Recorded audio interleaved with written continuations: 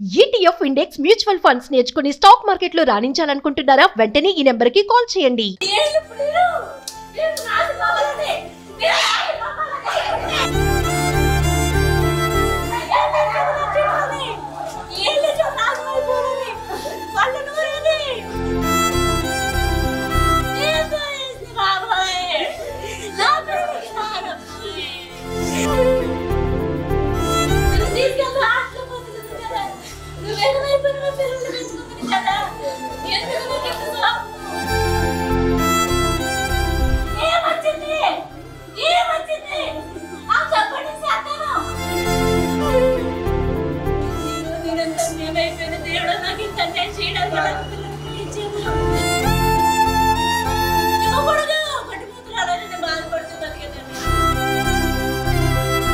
బతుకు ఆ ఊళ్ళో మనం స్థలం కొనుక్కొని ఇల్లు కట్టుకొని మనం బతకాలే అన్ని వాళ్ళందరూ అలాగే అంటారు. మనం అన్ని నష్టపోయాము, మనకు అది కాదు, పిల్లల్ని పెట్టేసి నువ్వు పనికి వెళ్ళని చెప్పాను. నేను మంచిగానే అన్నాడండి.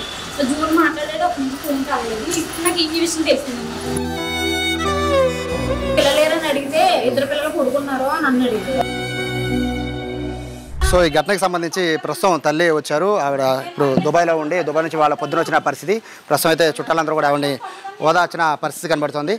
అమ్మా, ఎందుకని మీ ఇద్దరికి ఏమైనా గొడవ వచ్చింది అనేది వినబడుతుంది? అంటే భార్య భర్తల మధ్య గొడవ ఉందా? ఏం గొడవలేండి, చూసారు కదండి, వాయిస్ మెసేజ్ లేవు, మాకు ఏం గొడవలు లేవండి. అదే జరిగింది. ఆయన అప్పుల వల్ల ఏమన్నా ట్రబుల్ ఎవరన్నా డబ్బులు అడుగుతాను అన్నారండి. అది విన్నారు కదా, డబ్బులు అడుగుతాను 3 ఇస్తాను అన్నారు. ఆ 3 ఇచ్చిన డబ్బులు ఏమన్నా మిగిలితే నేను కొడతాను, కూల్ డ్రింక్ షాప్ అయినా కూడా 2000 అంత ఇవ్వాలి, ఇచ్చేసి నేను ఇల్లు ఖాళీ చేస్తానని చెప్పాడు నాకు. మీ పిల్లలతో చివరికి ఎప్పుడు మాట్లాడారు? 7వ తారీఖున మాట్లాడాను నేను. నాకు స్క్రీన్ షాట్ కూడా ఉంది. 7వ తారీఖున ఏమన్నారు అప్పుడు మీ పిల్లలు? ఏమనలేదండి, చక్కగా మాట్లాడారండి. తలదూకమ్మా, పక్కన అక్కలు ఉన్నారు కదా, మా అమ్మ జడేయమందని చెప్పు, పంపు, నాన్న కుదరట్లేదు కదా అంటే సరే అని అన్నదండి. నాన్న ఇబ్బంది పెడుతున్నారని, నాన్న కొడుతున్నాడని? అలా ఏం లేదండి, అలా ఏం చెప్పలేదు. మా ఆయన కొట్టాడండి పిల్లల్ని, అసలు కొట్టాడండి, మా ఆయన పిల్లల్ని కొట్టాడండి. పిల్లల్ని అంత దారుణంగా కన్న తండ్రి అని చంపేయడం అనేది అసలు ఎక్కడా ఉండదు, చాలా తక్కువగా ఉంటుంది, గొడవలు అయితే తప్ప. కాకపోతే ఈ అప్పులు, ఈ ఒత్తిడి, పిల్లలకి అన్నం పెట్టుకోలేని పరిస్థితిలోకి వచ్చేసేమో. మా ఆవిడని ఎంతవరకు నేను ఒత్తిడి చేయాలి, ఎక్కడి నుంచి పట్టుకొస్తుంది? ఇప్పటికి మా వల్ల ఇది అయిపోయింది, బయటికి వెళ్ళింది, నాకు నెల జీతం వస్తుంది కదండి. ఇప్పుడు ఎప్పుడైనా డబ్బులు అడిగితే నాకు ఫ్రెండ్స్ ఉన్నారండి. నాగేశ్వరి ఒక అమ్మాయిని రాజమండ్రి ఉంది, అమ్మాయిని అడిగాను, మా ఏజెంట్ ఇచ్చారు డబ్బులు, ఇంకా అంతేనండి. ఒక అక్క తెలుసుంటే అక్కడితో కూడా అకౌంట్లో కట్టించాను 4000. ఇంక మా ఆవిడ ఎక్కడైనా తెస్తుంది, దానికల్ ఫ్యామిలీ లేదా ఎవరన్నా అడుగుతుంది, ఇంకా మా వల్ల కాదు అని చెప్పేసి ఇలా అయి ఉండాలండి, అంతేనే. మీ పిల్లలు అంటే ఇప్పటికీ 5 రోజులు అయిందమ్మా, మీ పిల్లలతో 6 రోజులు అయింది కదా, మీ పిల్లలతో మాట్లాడాలి అని ట్రై చేశారా? నేను ఫోన్ చేశానండి, నేను ఫోన్ చేశాను, నెట్ లేదండి, నార్మల్ కాల్ చేశాను, బ్యాలెన్స్ చేయించుకొని నార్మల్ కాల్ చేశానండి. స్విచ్ ఆఫ్ అని వస్తుందండి. యాప్ ఎక్కించుకొని మా మేడం బ్యాలెన్స్ చేసింది, ఫోన్ చేస్తుంటే స్విచ్ ఆఫ్ అని వస్తుందండి. ఏ రోజు అది? ఆ రోజేనండి, జూన్నే ఆగిపోయిందండి ఫోను. ఆ రోజు నాతో మాట్లాడారు పొద్దున్న. ఆ రోజు జూన్ 8 అంటే మీ హస్బెండ్ బర్త్డే అని చెప్పారు, అదే రోజు అండి, జూన్ 8వ తారీఖున. అప్పుడు మామూలుగానే మాట్లాడుకుంటున్నాం కొద్దిగా. ఆ రోజున కొద్దిగా ముందు ఫోన్ చేశానండి, బర్త్డే కదా అయిందని ఫోన్ చేశాను. ఆ రోజు నైటు ఫోన్ చేశాడండి నాకు. నేను బయటికి వెళ్ళానండి, 12 అయిపోయింది అక్కడ టైం. ఏంటి ఈ టైంలో ఫోన్ చేశానంటేని, రేపు ఏమన్నా గుర్తిస్తావేమని చెప్పి చేశాను అన్నాడండి. గుర్తించడం ఏమన్నా, నీ పుట్టినరోజు కదా, హ్యాపీ బర్త్డే, నేను పొద్దున్న చేస్తాను అని మంచిగా మాట్లాడుకుని, ఇప్పుడు తింటున్నాను, ఇప్పుడే వెళ్తున్నాను, ఇప్పుడు అయింది పని అని చెప్పానండి. యాక్చువల్గా బర్త్డే రోజు అంటే ఆ రోజుతో లాస్ట్ మీరు కాల్ అంటున్నారు కదా, సో అంటే ఆ తర్వాత ఫోన్ పనిచేయట్లేదు. బేసిక్గా పిల్లలతో మీకు అట్రాక్షన్ పిల్లలతో బాగా మీకు ఎక్కువ ఉంది అని చెప్తున్నారు. అంటే చుట్టుపక్కల వాళ్ళకి కాల్ చేసి పిల్లలు ఎలా ఉన్నారని అడిగే పరిస్థితి? నేను ఫోన్పేలో పెడుతుంటే ఎవరో పట్టించుకోవట్లేదండి. నా నెంబర్ ఎవరికి తెలియదు. ఇక్కడ ఎవరికైనా ఫోన్పేలు ఉంటాయి కదండి, అప్పుడు మా పిల్లల్ని పానీపూరి తీసుకెళ్ళేదండి. వాళ్ళకి మెసేజ్ ఆడితే వాళ్ళు నేను ఎవరో తెలియనట్టు ఉన్నారు. అప్పటికి ప్రొఫైల్ కూడా పెట్టాను, గమనిస్తారేమో అని. ఫోన్ పనికి రావట్లేదు, ఇంకెవరే లేదండి. మా వదినకి ఫోన్ చేసి, వదిన ఇలా ఫోన్ కలవట్లేదు, ఇది సంగతి అంటే, మా వెళ్తాడు చందు, ఏమైంది ఏంటో చూద్దామని వెళ్ళి ఇంటి తాళం వేసిందండి. తాళం పగలగడితే అప్పుడు పిల్లలిద్దరు లోపల ఉన్నారేంటండి. మీరేమనుకుంటారమ్మా, అంటే పిల్లలు మీ ఫ్యామిలీ అంతా కూడా చాలా ఫోటోలో చూస్తుంటే అసలు చాలా ముచ్చటగా ఉన్నారు, కానీ ఎందుకని ఇట్లా తీసుకెళ్ళేవారండి? ఇక్కడ విజయవాడలో నేను బయటకు వెళ్ళకముందే నన్ను విజయవాడలో పార్క్ తీసుకెళ్ళాడండి. ఆ తర్వాత ఏదో కొండలోకి అదేదో పెరిగి అక్కడికి తీసుకెళ్లారండి. బాగానే ఉన్నామండి. నేను వెళ్ళినప్పుడు కూడా నన్ను ఆయనే దింపాడండి. ఇక్కడ విజయవాడ నుంచి బీవారం వెళ్ళి ఏదో స్థలం మాట్లాడుకొని పొద్దు బేరం పెట్టుకుని, గవర్నమెంట్ వచ్చింది ఏదో పెట్టుకుని ఉందాము అనుకొని ఉన్నామండి. అప్పటి నుంచి నాడు బయటకు వెళ్ళాను. ఈయన చూసుకొని ఇంటికి వచ్చేసాడు. బాగానే మాట్లాడాడు, బాగానే ఉన్నాడు. ఆ రోజు కూడా కోపంగా మాట్లాడలేదండి నాతోటి, మంచిగానే మాట్లాడాడు. ఇది మీరేమనుకున్నారమ్మా? ఎందుకంటే ఒక మంచి ఫ్యామిలీ, అందరూ కూడా కలిసి ఉన్నారు. ఇప్పుడు మీ పిల్లలు అలా ఈ ఒత్తిళ్ళు ఎక్కువైపోయినాయి. నా పిల్లల్ని హాస్టల్లో దింపడమో తీసుకురావడమో, వీళ్ళకి పెట్టలేకపోతున్నాను. ఒక పండగ పబ్బమో అన్నిటికీ కూడా కొద్దిగా మేము చాలా లోటైపోయామండి. ఆయన అదే ఉండాలండి మైండ్. ఇంక ఈ గొడవలు, ఈ చిన్న చిన్న మాటలు. ఇప్పుడు ఆయన ఎక్కడున్నారని ఏమన్నా తెలిసిందా? తెలీదండి. ఆయన నెంబర్ ఒక్కటే కదండి మా దగ్గర ఉన్నది. ఏదైనా సిమ్ తీసుకున్నాడమ్మో చేస్తాడు. జూన్ 20 మా అబ్బాయి పుట్టినరోజు అండి, మా బాబుదండి. జూన్ 20 మా పిల్ల పుట్టినరోజు చేసి నేను వెళ్తున్నానంటే, అమ్మ నా పుట్టినరోజు చేసి వెళ్ళమంటే, డబ్బులు కడతాను హాస్టల్లో చాక్లెట్లు అన్నీ పంచుకుని తిరిగాను, కేక్ కుదిరిగాను అన్నాను. నేను దేవుడికి దండం పెట్టుకొని పడుకున్నాను. మొన్న 11 నైట్న 12 హాస్టల్ ఓపెన్ అవుతుంది, నా పిల్లలు నాకు ఫోన్ చేయాలి, నాతో మాట్లాడాలి అని అంటే, ఆ తెల్లారికి నాకు ఈ విషయం తెలిసిందండి. నేను ఏడ్చి బాగాను, నా భర్త నా పిల్లలు ఫోన్ చేయట్లేదు, నేను మాట్లాడాలి, నాకు కల్పించు అని నేను ఎంత ఏడ్చి నైట్లు నిద్ర లేకుండా గడిపితే, ఆ రోజు పొద్దునకి నాకు ఈ విషయం తెలిసిందండి. నిన్న పొద్దునకి ఇలాగని అదే ఫైనల్ అయితే మీ పిల్లలైతే మీ దగ్గర బాధపడింది కానీ ఇబ్బంది పడుతుందని చెప్పింది. నాన్న కొడుతున్నాడని కానీ చెప్పడం లేదండి.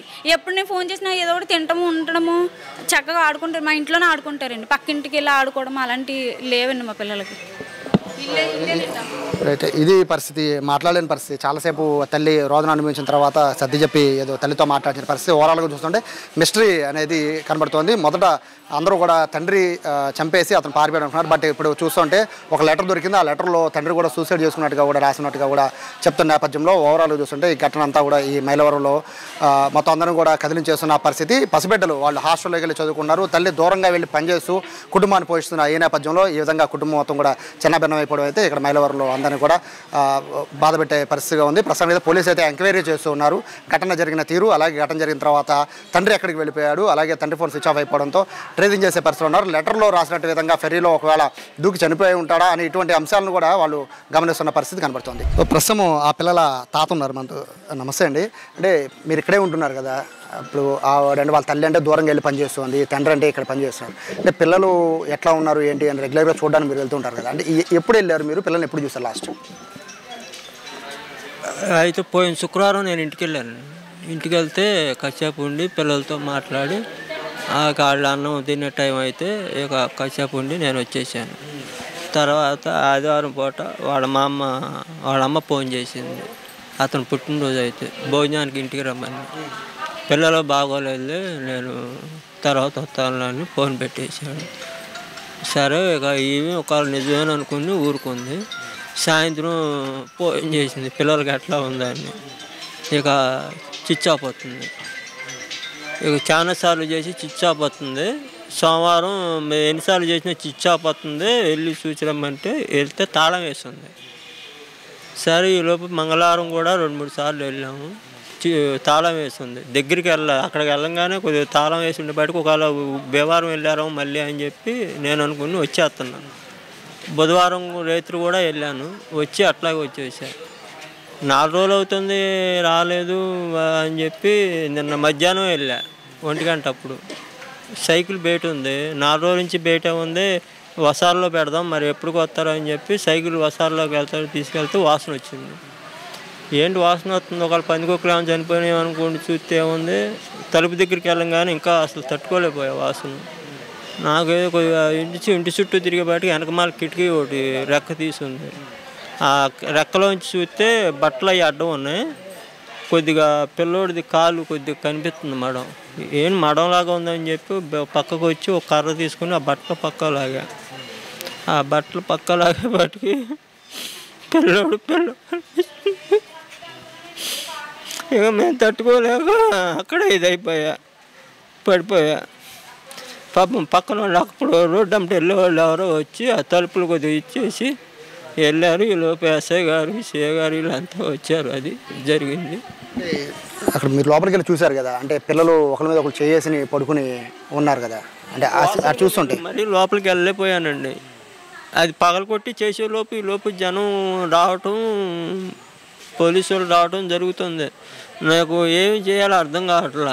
అతని మీద అనుమానిస్తున్నారు అందరూ కూడా, అంటే అతను చంపేసి అతను కూడా చనిపోయాడు అనేది కూడా వస్తుంది. అంటే మీకేమన్నా ఇన్ఫర్మేషన్ ఏమన్నా ఇచ్చారా? అంటే ఇట్లా ఇబ్బంది ఉంది, ఆర్థికంగా ఇబ్బంది ఉంది ఫ్యామిలీలో అని కానీ ఏమన్నా మాట్లాడారు మీతో?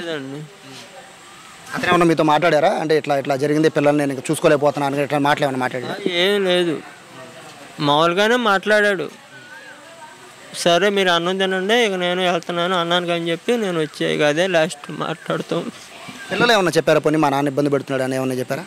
లేదండి, సరదాగా కాసేపు మాట్లాడుకుని వచ్చేసాం, అదే లాస్ట్. ఇది పరిస్థితి చూస్తుంటే నిజంగా హృదయం ద్రవించిపోతుంది. ఇద్దరు కూడా హాస్టల్లో ఉండి చదువుకుంటున్నారు. తల్లి ఏమో దూరంగా ఉండి పనిచేసి ఇంటికి డబ్బులు పంపిస్తుంది, తండ్రి ఇక్కడే ఉంటూ వాళ్ళ ఆలన పాలన చూసుకుంటున్నారు. సవ్యంగా జరుగుతుందనే టైంలో ఈ విధంగా మొత్తము ఫ్యామిలీ కూడా పూర్తిగా చిన్నాభిన్నం అయిపోయింది. తండ్రి ఇద్దరు పిల్లలను చంపేసి ప్రస్తుతానికైతే అతను ఎక్కడ అంటే అతని జాడ కోసం పోలీసులు వెతుకుతున్నారు. కానీ అతను రాసిన లెటర్లో అయితే ఖచ్చితంగా నేను కూడా ఆత్మహత్య చేసుకుంటున్నాను ఫెరీలో దూకి అని చెప్పి లెటర్లో ఉందని చెప్తున్నారు. సో పోలీసులు అయితే ఆ కోణంలో కూడా దర్యాప్తు చేస్తున్న పరిస్థితి కనపడుతుంది. ఓవరాల్గా అయితే మొత్తం మైలవరంలో అయితే ఈ వార్త అయితే ఒక సంచలనంగా మారింది. పోలీసులు అయితే ఎంక్వైరీ చేస్తున్నారు. ఘటన కారణం ఏంటి, కేవలం ఆర్థిక ఇబ్బందులు మరి ఇతర కారణాలు ఉన్నాయనే విషయం మీద ప్రస్తుతం అయితే పోలీసులు ఎంక్వైరీ చేస్తున్న పరిస్థితి కనబడుతుంది. కెమెరా పర్సన్ కృష్ణతో సాయి, సుమన్ టీవీ, మైలవరం నుంచి.